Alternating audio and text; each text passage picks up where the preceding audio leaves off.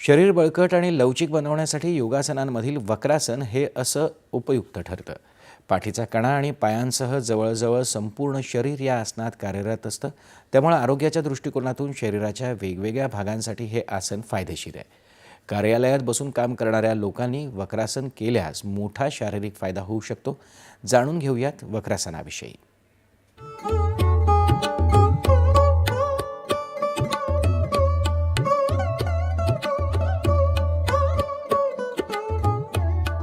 आज आपण पाहणार आहोत ऑफिस परिसरात करण्यासारखे काही महत्त्वपूर्ण योग अभ्यास.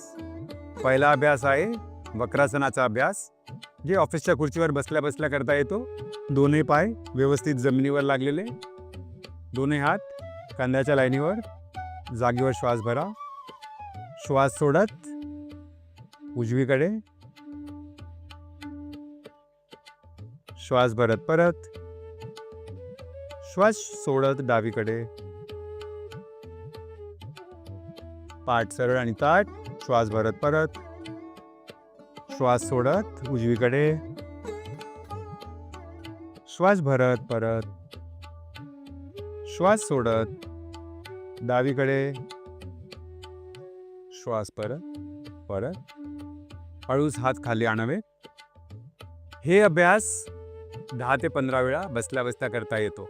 आता जाणून घेऊया काही महत्त्वपूर्ण हेल्थ टिप्स आमचे योग गुरु श्री हंसाजी योगेंद्र यांच्याकडनं. काम करणे त्याचा अर्थ हे नाही की कामातच लक्ष देणे, स्वतःकडे पण लक्ष दिलंच पाहिजे त्याच वेळी.